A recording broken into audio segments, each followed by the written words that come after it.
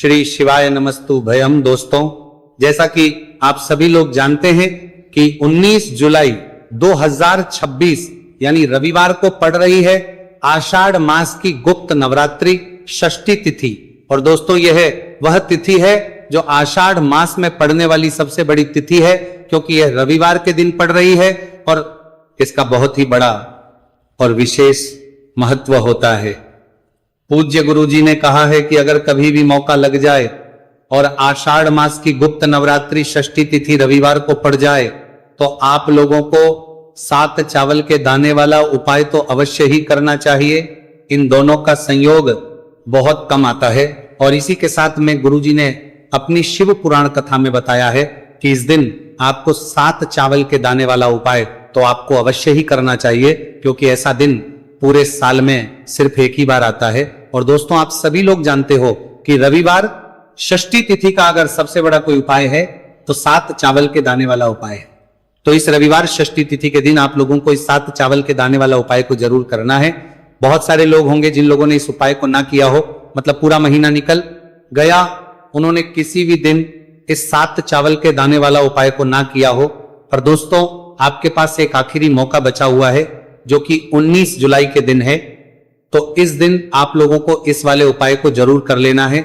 भले ही आपने पूरे महीने भर इस उपाय को ना किया हो, पर अगर आपने इस आषाढ़ मास के रविवार षष्ठी तिथि के दिन अगर इस वाले उपाय को कर लिया तो आपको इस उपाय को करने का वह फल मिलेगा जिसकी आपने कभी कल्पना भी नहीं करी होगी। इसीलिए आप लोग इस वाले उपाय को एक बार जरूर कर लेना है, ताकि आप लोगों के हाथ से यह मौका ना जा सके और आपको इस उपाय को करने का फल मिल सके। दोस्तों, यह उपाय पंडित जी ने अपनी अभी की ही श्री शिव महापुराण की कथा में बताया है, जिस उपाय को आज हम आपको बहुत अच्छे से समझाने वाले हैं। इस वीडियो को देखने के बाद इस उपाय को के लिए आपको कोई और वीडियो को देखने की जरूरत नहीं पड़ेगी। तो चलिए दोस्तों, उपाय को शुरू करते हैं। देखिए, यह इस आषाढ़ मास के रविवार षष्ठी तिथि के दिन यह इतना खास होता है, इतना महत्वपूर्ण होता है। देखा गया है कभी कभी बड़े बड़े पूजा पाठ अनुष्ठान से जो मनोकामना पूर्ण नहीं होते, वह आषाढ़ मास के रविवार षष्ठी तिथि के दिन एक छोटे से उपाय करने से ही आपकी मनोकामना हो जाती है। और बहुत सारे लोगों ने इस उपाय को किया भी है और उनको इस उपाय को करने का फल भी जरूर मिला है। अगर आप लोग भी इस उपाय को करना चाहते हैं तो आप इस उपाय को पहले अच्छे से समझ लेना, सुन लेना, उसके बाद करना। आपको इस उपाय का फल जरूर मिलेगा। और इस उपाय को कर लेने से आपके घर में चाहे किसी भी प्रकार की दोहक और समस्या क्यों ना चल रही हो, आपको उसका कारण भी नहीं पता है कि भाई यह समस्या किस कारण से चल रही है। कुछ भी कारण हो सकता है, जैसे पितृदोष हो सकता है या किसी भी तरह का मंगल दोष भी हो सकता है। तो इस दिन आप लोगों को यह वाला उपाय कर लेना है। यह एक ऐसा उपाय है जिस उपाय को अगर किसी विशेष दिन पर किया जाए तो भाई उस विशेष दिन का जो है वह तो हमें मिलता ही मिलता है। पर हमने उस दिन पर इस उपाय को किया है तो हमें उससे भी बड़ा फल मिलता है, और फल बहुत जल्दी मिलता है, क्योंकि आप इस उपाय को बहुत ही बड़े और विशेष दिन पर कर रहे हो। तो अब उपाय के बारे में बात करते हैं, लेकिन उससे पहले आप लोगों को यह जानना आवश्यक है कि आखिर ये उपाय किस समय करना है, किसको करना है और कैसे करना है। तो चलिए हम आगे आपको वीडियो में एक एक करके बता देते हैं। लेकिन उससे पहले अगर आप लोग हमारे चैनल पर पहली बार आए हैं या फिर मेरी आवाज आज पहली बार सुन रहे हैं तो हमारे चैनल को सब्सक्राइब जरूर कर लेना, और इस वीडियो को लाइक करके कमेंट बॉक्स में श्री शिवाय नमस्तु भयम ओम नमः शिवाय जरूर टाइप कर दें। तो दोस्तों, इस 7 चावल के दाने वाला उपाय को हमें इस रविवार षष्ठी तिथि के दिन कैसे करना है, किसको करना है, किस समय करना है और कहां पर करना है, ये सारे सवालों के जवाब आपको इस वीडियो में मिल जाएंगे। और जो ये वीडियो देखेगा भाई, उसको 7 चावल के दाने वाला उपाय जरूर करना चाहिए, क्योंकि इस दिन एक चावल के दाने का भी बहुत ही बड़ा और विशेष महत्व होता है। और जब बात आ जाए 7 चावल के दाने वाला उपाय की, तो ये सोने पर सुहागा वाली बात हो जाती है, और ये एक बहुत ही बड़ा उपाय हो जाता है इस रविवार षष्ठी तिथि का। तो अब दोस्तों, इस 7 चावल के दाने वाला उपाय को आखिर करना किसको है, सबसे पहले हम लोग वो बात जान लेते हैं। तो देखो, घर की जो बड़ी माताएं बहनें होती हैं, उन माताओं बहनों में से कोई भी एक बड़ी माता बहन इस वाले उपाय को कर सकती है। और दोस्तों, अगर आप चाहें तो अपने घर में से सभी सदस्यों को भी इस उपाय को करवा सकते हैं। अगर किसी व्यक्ति की खुद की कोई मनोकामना है, खुद की कोई दुख और परेशानी है जो कि वह अपने लिए ही करना चाहता है, इस वाले उपाय को तो वह खुद अपने लिए भी कर सकता है। बाकी अगर कोई घर में से ऐसा है जो कि अपने पूरे घर परिवार की सुख और शांति के लिए ये वाला उपाय करना चाहता है, तो भाई वो भी कर सकता है, उसमें भी कोई दिक्कत वाली बात नहीं है। कहने का मतलब यह है कि इस उपाय को हर एक सदस्य भी कर सकता है और पूरे घर परिवार के लिए घर की बड़ी माताओं बहनों में से कोई एक माता बहन भी कर सकती है। माताएं बहनें अगर घर में उपस्थित ना हो या वो ये वाला उपाय ना कर पा रही हो तो फिर घर का कोई बड़ा सदस्य भी 7 चावल के दाने वाला उपाय को कर सकता है, चाहे फिर वो पुरुष ही क्यों ना हो, उसमें कोई भी दिक्कत वाली बात नहीं है। अब दोस्तों जो अगला प्रश्न निकल कर आता है वह ये आता है इस उपाय को लेकर कि आखिर इस उपाय को हमें किस समय करना है, सुबह के समय करना है कि शाम के समय करना है। तो देखो इस वाले उपाय को आप लोग सुबह के समय भी कर सकते हो और शाम के समय प्रदोष काल में भी कर सकते हो। अब अगर आप पूछो कि भाई साहब सबसे उत्तम समय कौन सा रहेगा इस 7 चावल के दाने वाला उपाय को करने का, तो हम आपसे बस यही कहेंगे कि इस उपाय को आप सुबह के समय करेंगे तो ज्यादा बेहतर होगा। बाकी अगर प्रदोष काल शाम के समय भी करेंगे तो भी अच्छा होगा, उसमें कोई भी दिक्कत बात नहीं। तो अब दोस्तों जो अगली सबसे बड़ी और महत्वपूर्ण बात आती है वह यह आती है कि सुबह अगर हम उपाय को करेंगे तो हमें कितने बजे से लेकर कितने बजे तक के बीच में करना है, और शाम के समय प्रदोष काल में करेंगे तो हमें कितने बजे से लेकर कितने बजे के बीच में करना है। तो देखो सुबह जितनी जल्दी हो सके आप उपाय को करने की कोशिश करना। बाकी अगर किसी कारणवश लेट भी हो जाओ, थोड़ी देर भी हो जाए, तो 10 या 11 बजे तक भी आप उपाय कर लेना, पर 12 बजे से ज्यादा देरी ना हो। ठीक है, इस बात का ध्यान रखना। उसके बाद में दोस्तों अगर शाम के समय प्रदोष काल की बात करें, प्रदोष काल का जो समय है होता है वो शाम के 6 बजे से शुरू हो जाता है। मतलब शाम के 6 बजे से लेकर 7 बजे के बीच का जो समय होता है यह समय प्रदोष काल का समय होता है। तो आप इस उपाय को 7 या 8 बजे के बीच में भी कर सकते हो। मतलब शाम के 6 बजे से रात 8 बजे के बीच में आप कभी भी इस वाले उपाय को कर सकते हो, उसमें कोई भी दिक्कत वाली बात नहीं है। देखिए दोस्तों एक एक करते हुए हम उपायों को समझेंगे। सबसे पहला उपाय बहुत ही आसान सा उपाय है।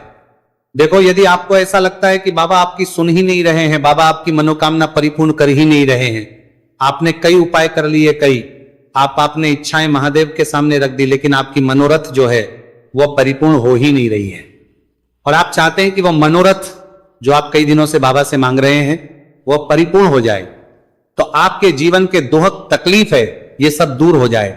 देखिए हो सकता है आपके घर में कोई कोर्ट केस चल रहा है या आपके घर में बहुत ज्यादा लड़ाई झगड़े चलते हैं, तो आपके घर में अगर शांति नहीं है, आपके घर में धन की कमी है, धन की वजह से आपके घर में बहुत ज्यादा लड़ाई झगड़े चल रहे हैं, तो आपकी तकलीफ दूर होने वाली है। स्वयं नंदी जी वाला ये विशेष उपाय है। नंदी जी के कान में कुछ बोलना है, नंदी जी के कान में इस प्रकार से बोलना है और आपकी मनोकामना परिपूर्ण हो जाएगी। देखो क्या क्या चीजें को लेनी है, पहले यह समझ लीजिए। आपको लेना होगा एक बेलपत्र, बेलपत्र 3 पत्ती होनी चाहिए, कहीं से भी खंडित नहीं होना चाहिए।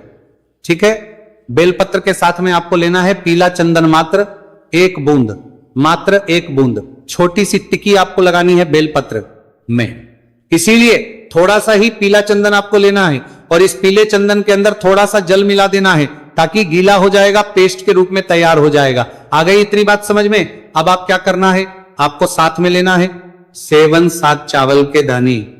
महादेव आपका साथ देने वाले हैं इन 7 चावल के धनों से। अब आपको क्या करना है, भगवान शिव के मंदिर में आपको जाना है। नंदी जी बैठे हैं, नंदी जी के पास में मतलब जो पैर उठा हुआ रहता है ना नंदी जी का, उस साइड आपको सीधे साइड आपको बैठना है। इस यहां पर जैसे ही बैठोगे यहां पर आपको बेलपत्र लेना है और बेलपत्र की जो ये बीच की जो डंडी है यहां पर आप मात्र पीले चंदन की एक बिंदी लगा देनी है। पीले चंदन की बिंदी लगा दी। अब ये जो ऊपर वाली जो पत्ती है यहां पर एक एक करते हुए 7 चावल आपको रखना है। ठीक है, 7 चावल आपने ऊपर वाली पत्ती पर रख दिए, या देखो एक प्लेट ले जाना तो प्लेट के ऊपर आप बेलपत्र रख देना, फिर टिक्की लगा देना, फिर उसके बाद आप ये 7 चावल के दाने रख देना। ठीक है, अब आपको क्या करना है, जहां पर आप नंदी जी के वहां पर बैठे हो तो नंदी के कान में आपको आपकी जो भी इच्छा है, जो आप चाहते हैं कि महादेव परिपूर्ण करें, और नंदी जी के कहने पर महादेव आपकी मनोकामना निश्चित तौर पर परिपूर्ण करेंगे। तो आपको क्या करना है, नंदी जी को कान में आपको बोल देना है जो भी आपके दुहक तकलीफ है जो भी आपके कष्ट है वह सब दूर हो जाए, ऐसी आपको कामना करना है। और नंदी जी के कानों में आपको बोल देना है, जो भी आप चीज बोलेंगे वह नंदी जी भगवान शिव से विनय करके बोलेंगे, और नंदी जी की बात भगवान शिव नहीं टालते हैं। और इसीलिए जो भी इच्छा है, आपकी जो भी कामना है, वो आपको विशेष बोलना है और उसके बाद आपको वहां से उठना है। ठीक है, नंदी जी को कान में मनोकामना बोल दी, फिर उठना, फिर उसके बाद भगवान शिव के वहां पर जाना, और ये जो बेलपत्र है, ये बेलपत्र चिकना वाला साइड जो है, और भगवान शिव के शिवलिंग के ऊपर इसे अर्पित कर देना है। अर्पित कैसे करोगे? जो बेलपत्र का जो चिकना वाला साइड है वो नीचे की साइड हो जाना चाहिए।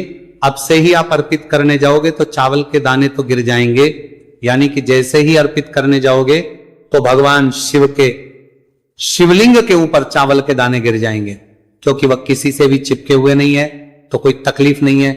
वह जैसे आप अर्पित करोगे, ना भले चावल के दाने भगवान शिव के शिवलिंग पर गिर जाए, वह कोई तकलीफ नहीं है। बस आपको ये जो बेलपत्र है ये आपको उल्टा अर्पित कर देना है, यानी कि जो पीला है भगवान शिव के शिवलिंग पर स्पर्श होना चाहिए, और इस प्रकार से आपको अर्पित कर देना है। डंडी का जो हिस्सा है जलाधारी की तरफ हो जाना चाहिए। बस इतना सा प्यारा सा उपाय एक बार करके देखिए, निश्चित तौर पर महादेव आपकी जो भी मनोरथ है, जो बाबा से आप कई दिनों से मांग रहे हैं, वह निश्चित तौर पर परिपूर्ण हो जाएगी। आगे इतनी बात समझ में। देखिए, अब हम बात करते हैं दूसरे उपाय की। देखिए, यह उपाय जीवन ऊर्जा का है, रविवार का दिन है और षष्ठी तिथि है। अगर आपके जीवन में बहुत ज्यादा अंधकार है, अगर आपके घर के जो बच्चे हैं बहुत ज्यादा सोचते हैं, या आपके घर में कोई भी ऐसा व्यक्ति है बहुत ज्यादा सोचता है, डिप्रेशन में रहता है, तनाव उसको है, तो तनाव को मुक्त करने के लिए यह उपाय है। अगर उसके भाग्य में जीवन में तेज की प्राप्ति नहीं है, तेज यानी कि ऊर्जा नहीं है, उदासी रहती है, जीवन में आलस है, तो फिर उस व्यक्ति को यह उपाय करना चाहिए। कोई काम करता भी है तो उसमें सफल नहीं हो पा रहा है, तो विशेष यह व्यक्ति विशेष यह उपाय उसी व्यक्ति को करना है। देखो, इस उपाय के लिए आपको क्या क्या सामग्री लेना होगी। सबसे पहले तांबे का एक पात्र लेना, उसके अंदर घर से आपको जल भरना है। अब इसी जल के अंदर आपको लाल चंदन डालना है, एक चुटकी डालें, थोड़ा ज्यादा डालें, जितना आपको डालना है आप डालें। लाल चंदन जो होता है वो तेज की वृद्धि करता है। रविवार के दिन लाल चीजों का उपाय करना बेहद शुभ होता है, और हो सके तो लाल रंग के कपड़े पहन करके अगर आप ये उपाय करेंगे ना तो और भी शुभ होगा। ये लाल चंदन मिश्रित जल आपको क्या करना है, आपको जाना है किसी भी बेलपत्र के पेड़ के वहां पर, सुबह से लेकर के शाम तक आप ये उपाय कर सकते हैं। कल रविवार की षष्ठी तिथि पर सुबह से लेकर के शाम तक आप बेलपत्र के पेड़ के वहां पर जाना, उत्तरमुखी होकर आपके जीवन के अंधकार दूर हो। जो भी आप स्मरण करेंगे, आप लेट उठते हैं, आपसे कोई कार्य बनता नहीं है, आपके जीवन में रोग बहुत ज्यादा है, तो भी आप ये उपाय करेंगे तो आपको उसका स्मरण करना है कि ये समस्या मेरी महादेव आपको दूर करना है। ऐसी कामना करते हुए आपको ये जो जल है श्री शिवाय नमस्तुभ्यम का स्मरण करते हुए ये पूरा जल आपको बेलपत्र के पेड़ की जड़ में आपको अर्पित कर देना है। बहुत ही आसान उपाय है और यह उपाय हर कोई कर सकता है, तो यह मौका आपको गंवाना बिल्कुल भी नहीं है। यह हो गया दूसरा उपाय। अब हम बात करते हैं अंतिम उपाय की, तीसरे उपाय की। देखो, यह उपाय बहुत ज्यादा खास है। शिवलिंग पर चढ़ा जल 3 जगह आपको लगाना है आपके शरीर में, और आपकी बीमारी दूर हो जाएगी। देखो, अगर आपको कोई बीमारी हो गई है और बार बार आप डॉक्टर को दिखा रहे हैं, डॉक्टर ने बोला 5-10 दिन अगर आराम नहीं होगा तो आप एडमिट हो, या आपके शरीर में कोई रोग है जो कई दिनों से है और आप चाहते हैं कि वह रोग आपका दूर हो जाए, तो यह रोग आपका निश्चित तौर पर दूर होगा। बहुत ही आसान सा उपाय है, घर का कोई भी व्यक्ति यह उपाय करेगा सकता है, यह रोगी व्यक्ति भी यह उपाय कर सकता है। मात्र तांबे के पात्र के अंदर 1 लोटा जल लेना है, और आपको आज के दिन यानी कि रविवार की षष्ठी तिथि के दिन आपको जाना है भगवान शिव के मंदिर में। और अब आपको क्या करना है, इस उपाय को समझना। 1 लोटा जल है, अब आपको भगवान शिव के शिवलिंग पर सबसे पहले गणेश जी के स्थान पर, कार्तिकेय जी के स्थान पर, मां माता अशोक सुंदरी वाले स्थान पर, पार्वती माता के हस्तकमल पर, फिर भगवान शिव के शिवलिंग पर आपको अर्पित कर देना है। जैसे ही जल जलाधारी के वहां पर आएगा ना, वह जल आपको झेल लेना है। ठीक है, जल झेल लिया आपने। अब आपको क्या करना है, महादेव से प्रार्थना करना है कि यह बीमारी दूर करने के लिए मैं मेरे घर पर लेकर के जा रहा हूं इस व्यक्ति को। यह व्यक्ति जो है ये बीमार है, इसकी जो परेशानी है ये आपको दूर करनी है। ऐसी कामना करते हुए आपको घर पर लेकर के आ जाना है। जो भी व्यक्ति बीमार है वह खुद स्वयं उस जल को छुए और उसे 3 जगह लगाना है। एक सबसे पहला नाभि पर लगाना है, शिवलिंग पर जल। फिर दूसरा जो है मस्तक सिर पर, जहां पर हम तिलक करते हैं ना बीचों बीच में, यहां पर आपको जल लगाना है। और तीसरा जो है सिर पर आपको जल लगाना है। देखो यहां पर एक चीज समझना, जब नाभि पर आप मणिपुर चक्र में आप जल लगाएंगे, थोड़ा सा जल वहां पर लगाना। फिर उसके बाद जब दूसरा आज्ञा चक्र में आप जब जल लगाओगे ना, तो 3 त्रिकोण में दूर होना शुरू हो जाएगी। ये उपाय आप रविवार के दिन कर रहे हो ना, ज्यादा जल लेकर के आना, ताकि आप सोमवार, मंगलवार, बुधवार, गुरुवार, शुक्रवार तक आप ये जल का कर सको। ठीक है, लगातार 5 दिन आपको लगाना है। आपके शरीर में निश्चित तौर पर आराम आपको मिलेगा। तो दोस्तों